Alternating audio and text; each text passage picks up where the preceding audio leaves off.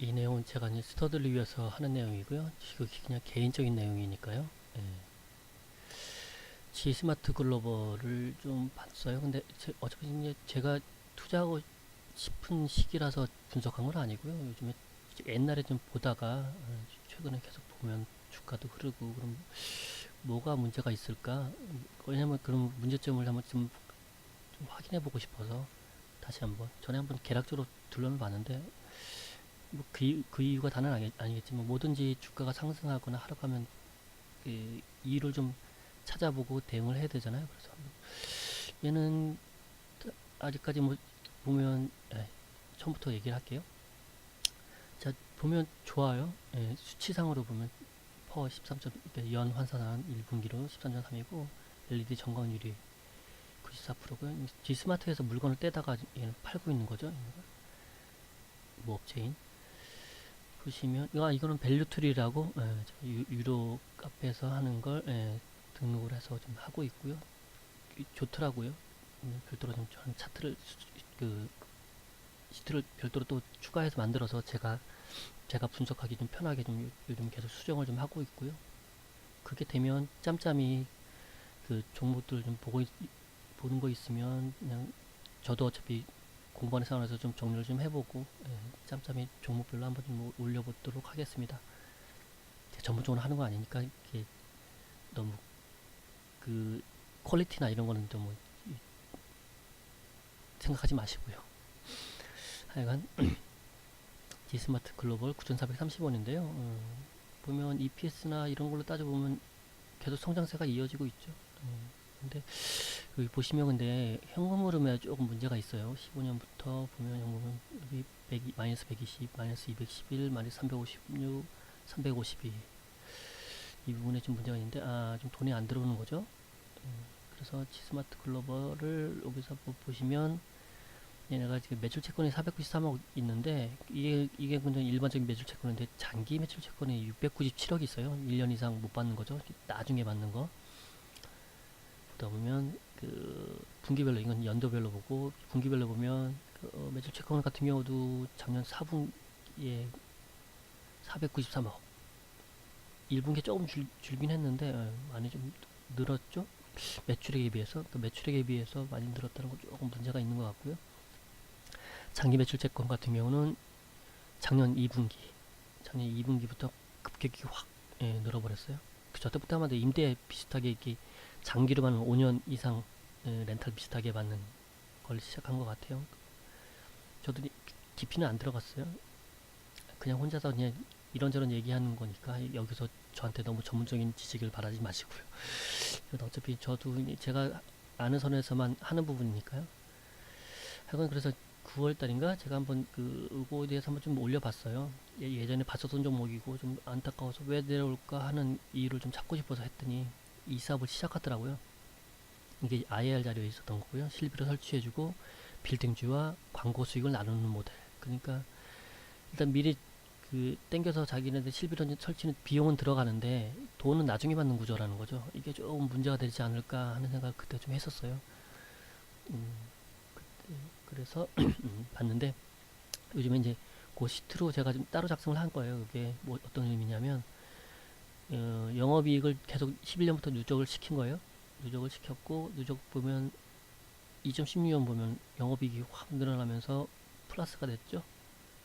영업이익이 177억, 390억. 그래서 1분기까지 보면 누적으로 424억을 벌었어요. 그러니까 수치상으로. 그런데 중요한 건 영업 현금 흐름을 보면 158, 그나마 조금 줄다가 59억. 그러다가 이 차이가 생기죠. 보면 영업이익 누적이랑 177억, 59억. 그다가 마이너스가 돼버려요. 영업 현금 흐름이. 그래서 결론은 영업 현금 흐름 빼기를 해봤더니 마이너스가 되는 거죠. 돈이 덜 들어왔어요. 그러니까 수치상으로 632억이 덜 들어온 거죠. 그래서 그러면 남아있는 거 매출 채권이 있으니까 매출 채권하고 돈을 줄 것도 있으니까 그걸 빼서 순매출 채권을 구해봤고요. 이건 그냥 제가 그냥 이런 식으로 그냥 한 거고 이 아이디어는 그 책을 좀 봤어요. 이름 까먹었다. 약간 책을 보고 이렇게 분석하신 회계사 분인데 제가 기억력이 짧아요. 하여간 그 책 보고 그냥 엑셀 시트를 좀 만들어 봤어요. 하여간 그랬더니 233억이 어디 사라졌네요. 하여간 이 돈이 들어오질 않네, 예, 하는 게 좀 그렇게 좀 보였고요. 보면 얘 같은 경우는 사업이 G스마트 쪽 사업을 아마 이때 변화되면서 여기서 변했을 거예요. 보면 옛날엔 수익이 안 나던 걸 누구야, 하여간 그 대표님이 다시 새로 와서 이걸 다시 다른 사업으로 이제 바꾼 게 G스마트 사업이죠. 예, 매출 원가이 달라 보이죠? 80만 해도 갑자기 62, 62, 65, 60, 60. 이건 근데 크게 변하지 않을 것 같아요. 왜냐하면 물건을 만드는 게 아니라 떼다 파는 거예요. 그래서 원재료나 이런 변동을 받는 게 아니라 G스마트에서 얼마에 주느냐에 따라서 달라지는 거죠. 근데 걔네가 모기업인데, 하여간 그래서 판관비를 갖다가 파는 거니까, 예, 그 판관비가 좀 들겠죠. 거기서 드는 비용 중에 이제 인건비가 많이 차지하겠고요. 하여간 그렇고,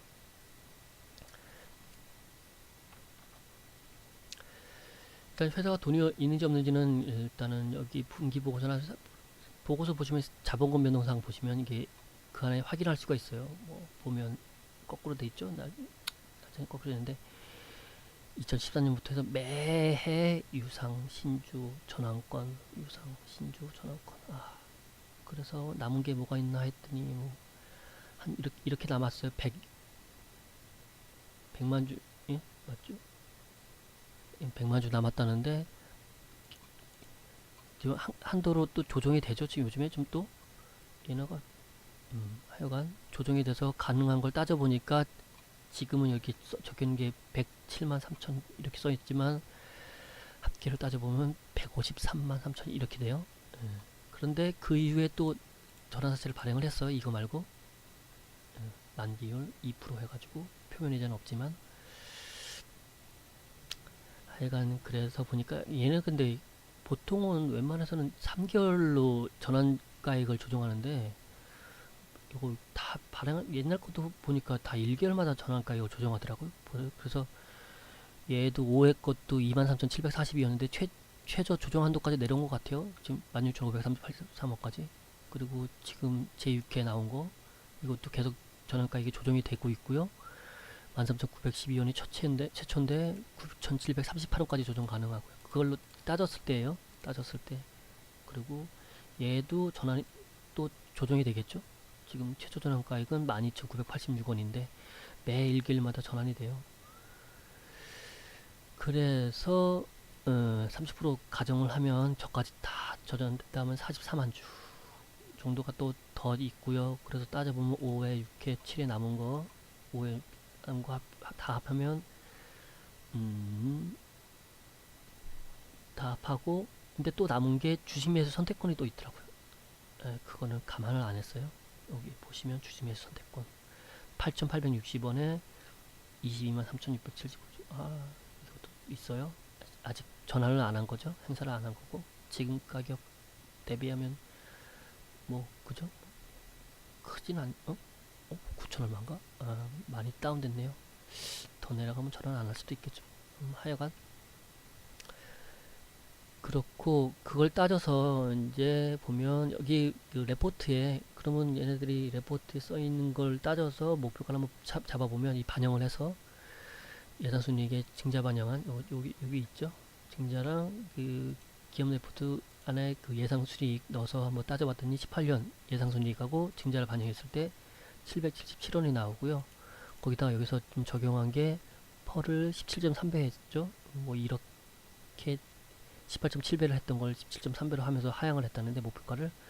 하여간 하면 여기서 지금 15,000원 얘기가 나오지만 저걸 감안하면 그 뭐냐, 주식매수 선택권 이건 제외한 거죠. 그걸 제외한 걸로 따져보면 13,442원이 나오니까 이걸 또 넣으면 좀 더 떨어지겠죠. 하여간 이렇게 나오고요. 하여간 할인될 수 있는 여건이 계속 좀 생긴 거죠. 그 자금이 안 좋다는 게 보이는 게 이자율도 보시면 여기 보면 그 밖에 투자자 보호를 위해서에 보시면 이 내용이 있어요. 탭을 잘 보시고요. 이자율을 보면 3.7%, 4.24%뭐 이렇게 받았네요. 이자율이 높을수록 회사가 좀 건전하지 못, 그 자금이 안 되니까 이자를 좀 높게 해서라도 좀 받았겠죠. 옛날 걸 보면 옛날에는 이자를 많이 받았으니까요. 전환할 때 보면 4.3% 7% 이자를 많이 받았어. 근데 여기는 2011년 12년 이거는 해당 사항이 없겠죠. 거의 옛날 사업이니까. 그렇다 치고 2014년도 15년도 5.5%네 만기 이자가. 하여간 뭐 이렇게 받았고요. 그러다가 요즘에 이제 요즘엔 그 0%짜리들 많이 하죠. 그렇게 따져보니까 얘가 좀 커 보이네 되게. 하여간 2.5% 만기 이자가 2%짜리, 표면 이자는 0%. 그렇고요. 그 표면 이자라는 게 그냥 저도 깊은 의미는 뭐지만 그 우리 매년 그 정기적 예적금 그 연이자 받듯이 그 의미를 얘기하고요. 만기 이자는 왜 전환하는 만기가 있잖아요. 그때까지 받을 수 있는 이자를 얘기합니다. 말 그대로 그런 것 같아요. 하여간 사업을 보면 이게 스마트 글라스 판매 사업이죠. 예, 제조라는 게 아니라 제조라는 게 판매라는 거고, 성격별로 보면 이게 상품의 변동이 있죠. 예. 요 같은 경우도 그 매출 비중도 그렇지만 이런 것들도 원가를 볼 때 큰 가격을 먼저 좀 중요시해야 되겠죠. 여기가 비용이 제일 많이 소요되는 거니까 원가에서. 그 다음에 이제 기타 사항으로 되어 있고, 그 다음에 3번이 종업원급으로 되어 있고요. 상품의 변동, 그 물건 가져오는 가격에 따라서 얘네 그 수익성이 좀 결정이 되겠죠. 그렇다 치면 여기 써놨듯이 모기업 지스마트에서 가져오는데 영업이익 20%도 주지만 그 매출액 증대도 없고 더 이상 이익률 개선은 생길 수가 없겠죠. 저걸 모기업에서 굳이 뭐 더 좋게 줄 리는 없을 것 같고, 일정 부분 뭐 지금 영업이익률이 작다는 건 의미는 아니지만요. 하여간 그리고 모기업 옛날에 한번 좀 한창 그러더니 요즘에 또 사그라든 것 같아요. 제가 관심이 없어서 잘 뉴스를 못 봐서 그런지 지스마트 상장한다는 얘기가 전에 있다가 좀 요즘엔 못 본 것 같아서요. 어떻게 되는지 모르겠고요. 하여간 상장하게 된다면 보통 회사들이 진짜로 투자를 받아서 회사를 성장시키고 하는 목적으로도 하지만 실제로는 알짜 회사들은 왜 상장을 안 시키죠? 왜냐면 대주주 입장에서 자기한테 돈 되는 걸 굳이 딴 사람이랑 나눠 먹을 순 없죠. 근데 원래는 주식 회사를 만드는 이유 중에 하나는 더 키우기엔 내가 자금력이 없으니까 이 회사를 키우기 위해서 자금을 좀 투자받아서 더 키워서 이윤 캡 퍼센트는 똑같더라도 이윤을 더 크게 할 수 있으니까 하게 되는 건데, 원래 절차상으로 따져보면. 근데 어떨 때는 이 상장만을 목표로 하는 경우도 있더라고요. 어떤 나쁜 회사들은. 그래서 그 땡겨서 그 매출이나 이런 부분들을 미리 땡겨서 실적을 확 올려놔서 상장 조건을 좋게 만들어서 몸값을 불리고 IPO 할 때 공모 가격을 높여가지고, 그래서 그냥 싹 올려놓으면, 그러고 나면 그 상장하고 나서 주가가 쭉 내려오죠. 그래서 뭐 시중에는 상장 초기 종목들을 웬만하면 건드리지 말라 그러죠. 1, 2년 동안 매출 추이도 좀 확인을 해봐야 되고 매물 출해되는 것도 있고 하다 보니까. 그리고 그 실제로 IPO 공모할 때 돈 없는 개인들은 할 수도 없어요. 그죠? 돈을 이빠이 이런 말 하면 안 되는데, 하여간 많이 넣어야 몇 프로 못 받으니까 돈 많으신 분들은 좀 많이 넣어서 그렇게 넣으면 돈이 참 쉽게 못 가진 자의 서름이네요. 하여간 저도 IPO 이런 거 하고 싶은데, 하여간 그렇고요. 하여간 그런 경우들이 있다 보니까 지스마트 같은 경우, 지스마트 글로벌 같은 경우 이 모기업에 상장을 한다고 들면 저는 지스마트 글로벌 실적이 조금 좀 줄어들지 않을까? 모르겠어요. 그렇게 될지 모르겠고, 하여간 그래서 레포트를 좀 찾아봤어요. 그랬더니 요즘 주가 내려온 부분도 옛날에 작년에 EPS가 이렇게 예상하다가 올해 나온 게 5월 18일밖에 없구나. 852원이네요. EPS를 예상한 게. 그래서 15,000원 예상했었고요. 그래서 오늘 레포트에 뭐가 있나 했더니 내용은 다들 저는 그냥 제가 그냥 원래 레포트를 좀 부정적으로인 부분을 좀 보려고 노력을 하니까 말씀을 드리는 거지, 이 레포트를 잘못 썼다 잘 썼다 그걸 평가하기 위함은 아니에요.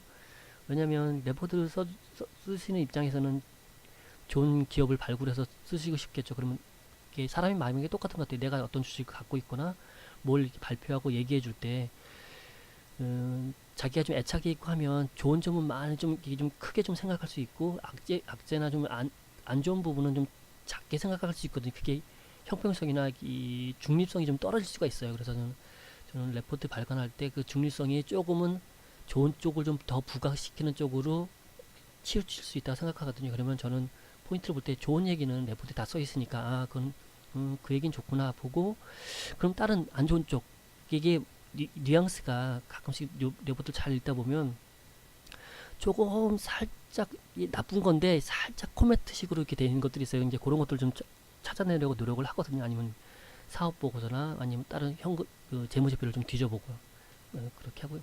여기서 이제 보는 이유는 이제 포인트는 매출액하고 영업이익이 성장성이죠. 디지털 사이니지에서 보면 대충 다 그런 얘기들로 가득해요. 실적 분석할 때 다 저도 이제 보고서를 보다 보면 저도 그 기술적 분석 차트로만 시작했던 사람이라서 그냥 제가 차트를 잘 아는 게 아니에요. 근데 제 소질은 없나 봐요. 그렇게 했는데도 실력이 이렇게 일취월장하지 않는 걸 보면 저는 차트 체질이 아닌가 봐요. 하여간 돈은 많이 들었는데 하여간, 그건 근데 저도 그냥 핑계지만 타고난 것도 있는 것 같아요. 전 타고나지 못했나 봐요. 하여간 자, 비겁한 변명입니다.